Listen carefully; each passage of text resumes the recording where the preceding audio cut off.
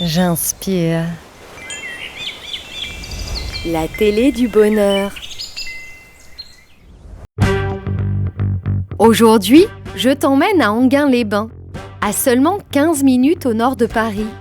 Ici, à quelques mètres de son lac emblématique et de son casino, le seul d'Île-de-France, se cache un parc pas tout à fait comme les autres. Il s'agit d'un écolieu, près de 2 hectares de verdure et de champs d'oiseaux, niché en plein cœur de la ville. Nicolas, 39 ans, en est le responsable. Alors mon métier, c'est d'éduquer à l'environnement et au développement durable pour les enfants de la ville d'Enghien. Aujourd'hui, il accueille justement une dizaine d'enfants du centre de loisirs, tous avides de profiter de cette oasis de biodiversité. Bonjour. Bonjour. Ça va? Oui. La forme? Oui. On va vous faire découvrir le parc. Je ne sais pas, vous ne l'avez peut-être pas encore connu. Le parc et son nouvel habitant, il s'appelle Pégase. Donc il est un peu plus beau que moi, j'avoue, pas beaucoup. Mais on va faire une petite visite pour vous montrer un peu tout ce qu'on y fait et toutes les belles espèces qui y vivent. Ça roule? Ok. Est-ce que vous savez déjà ce que c'est cette construction-là? Non? Alors ça s'appelle un carbet. C'est une construction qui vient de l'Amazonie et en fait qui sert de point de ralliement dans le village en fait. C'est ici qu'on fait toutes les réunions normalement.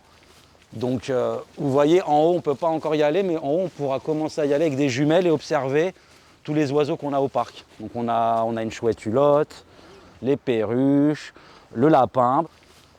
Donc voilà, ça va nous permettre d'être cachés et de pouvoir observer la nature sans se faire voir. Alors le parc Sainte-Jeanne, il a autant d'espèces parce qu'en fait c'est un écolieu. Alors un écolieu, c'est vraiment un endroit où on a vraiment une réflexion écologique. Ça veut dire qu'on va laisser la nature vivre, on va éviter de traiter les plantes, on va éviter de couper les arbres, on va laisser vraiment la nature se faire, laisser des endroits pour les nichoirs. Il y a des endroits du parc qu'on ne touche pas parce qu'il y a des hérissons. La nature est vraiment présente et on vit au rythme de la nature et pas l'inverse. On va avancer et puis on va découvrir un peu tout le parc et tous les espaces qu'il y a à l'intérieur. Vous me suivez les loulous ?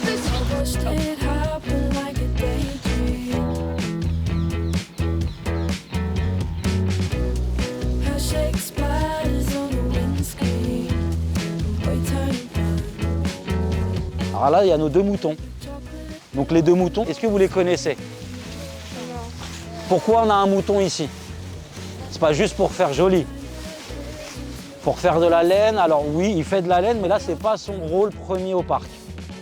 Mais si on n'a pas de tondeuse, par exemple, pour brouter l'herbe, voilà. Donc ça permet en fait d'éviter d'avoir des machines. Donc le mouton et le lama, ils vont manger l'herbe, ils vont débarrasser les feuilles. Et en effet, après, ils vont faire caca. Et dans le caca, il y a plein de choses qui vont nourrir la terre. Donc ces animaux, ils viennent d'un refuge animalier qui est basé à Groslay, donc qui s'appelle Animaux & Co. Donc c'est un monsieur qui est passionné d'animaux et qui est contacté par la police, par des habitants, etc. Quand on apprend qu'il y a des animaux qui sont maltraités.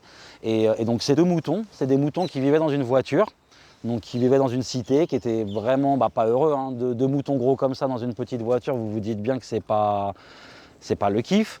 Et le lama, c'est un lama qui était dans un cirque. Donc quand il était dans le cirque, il était dans un tout petit enclos. Et quand il n'était pas dans le cirque, il vivait dans une cave. Ils ont eu une vie très difficile et nous, le but de les ramener ici, c'est de leur faire profiter du reste de leur vie dans un cadre agréable, chaleureux et bienveillant.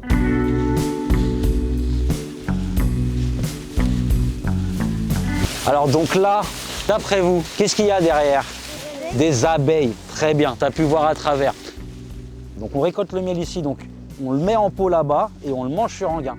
Donc en fait, il ne sort pas, il ne va pas dans les magasins. Vous l'avez déjà goûté ou pas? Il est super bon parce que forcément ici, vu qu'on ne met pas d'engrais, on ne met pas de pesticides, c'est la vraie nature. Donc les abeilles, elles viennent vraiment se nourrir. En fait, les abeilles elles ont un rôle très très important dans l'écosystème. C'est elles qui vont aller polliniser les fleurs. Donc ça paraissait logique d'avoir des abeilles en fait au sein du parc. Et si en plus on peut éduquer les jeunes à l'importance des abeilles, à l'importance des ruches, c'est encore un point positif. Qu'est-ce que tu penses, toi, des explications des abeilles Je trouve que j'aime beaucoup. Par contre, j'aime pas les frelons asiatiques. Je trouve que c'est joli et même moi, maintenant, j'aimerais bien en avoir chez moi.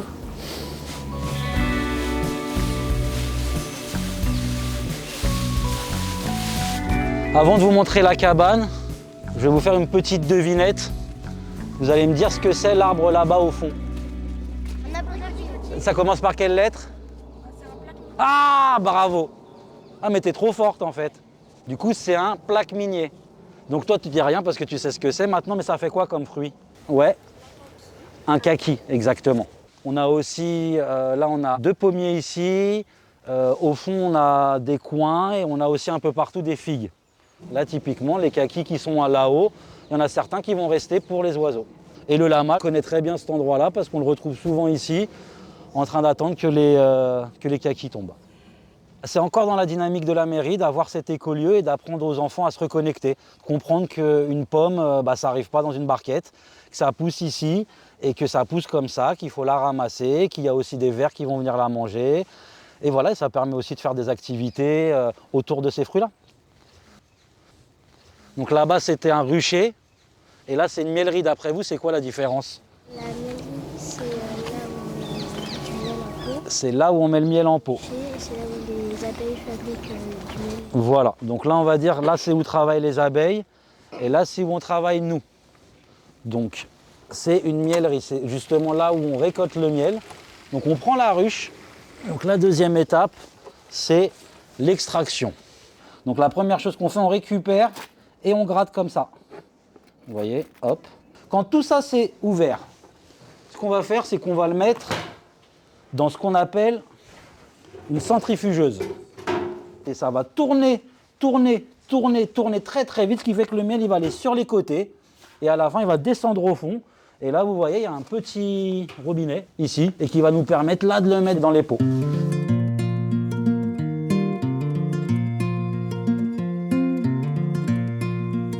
Et donc là on va passer sur le dernier espace, l'espace potager. Vous voyez les carrés qu'il y a au sol. Vous avez touché ça les enfants? Touchez-le et dites-moi ce que ça sent. C'est bizarre quand même, le curry normalement c'est quoi? C'est une épice, c'est orange, voilà. Ça ce qu'on appelle en fait, ça s'appelle la plante curry. Le but c'est vraiment ça, c'est de se dire que d'eux-mêmes après ça va devenir des éco-citoyens et qui vont vraiment avoir cette réflexion de se dire mais on a fait un potager au parc Sainte-Jeanne mais moi dans mon jardin je pourrais le faire. Donc s'ils se disent bah tiens je peux le faire chez moi et qu'ils reviennent l'année d'après en disant Nico, bah, nous on a mis un potager à la maison, on mange des tomates à la maison, bah, c'est une réussite pour nous. C'est vraiment le but en fait, de vous montrer que la nature elle est ici, elle existe pour nous et qu'on peut produire nos propres légumes et que derrière ça se trotte dans votre tête et qu'à l'avant vous dites mais moi je vais arrêter d'aller acheter des tomates au supermarché qui viennent d'Espagne. Pourquoi je vais faire ça alors que je peux en récolter directement chez moi avec juste de la terre et des graines et gratuitement en plus. Et tout ça, c'est de la connaissance qui va leur apporter beaucoup de choses dans la vie. Les mathématiques, c'est bien, le français, c'est bien, mais la nature, c'est tout aussi important. Et donc, c'est pour ça qu'il y a le côté éducation à l'environnement. C'est vraiment tout ça, le but. C'est que parmi toutes ces petites têtes-là, en fait, il y en a vraiment qui se disent « mais on peut changer de monde, on peut fonctionner différemment ». Tout au long de l'année, le parc Sainte-Jeanne propose des activités et des ateliers ludiques de reconnexion à la nature. Le but, c'est en 10 minutes d'aller se balader partout, de ramasser des branches et de faire la plus belle cabane. 3, 2, 1, partez! Nicolas et son équipe accueillent enfants, seniors et adultes en situation de handicap. Un régal pour les petits comme pour les grands. Et ben voilà, c'est que du bonheur, il n'y a rien d'autre à dire. On a un espace, on a la chance d'avoir cet espace-là, d'avoir une équipe d'animation qui est au top, d'avoir une mairie qui nous fait confiance. Donc voilà, honnêtement, c'est que du bénéf. Et avec rien, comme je vous dis, là, ça fait 10 minutes qu'ils sont en train de construire une cabane avec des bouts de bois et qu'ils prennent plaisir. Pour Nicolas, le pari est une nouvelle fois réussi. Alors, qu'est-ce que tu as aimé? J'ai bien aimé la visite. On a bien rigolé, on a appris de nouvelles choses, on a joué aussi. Moi, j'ai bien aimé faire la cabane dans la nature à la place d'acheter au magasin des bouts de bois et faire chez lui. Et je trouve que j'aime beaucoup la nature et moi, j'aime beaucoup me balader dans la forêt. J'ai bien aimé, surtout les abeilles, parce que j'ai appris plein de choses que je ne connaissais pas sur ce sujet. Surtout qu'elles faisaient des alvéoles avec le miel dedans et comment on le retirait pour le mettre en pot.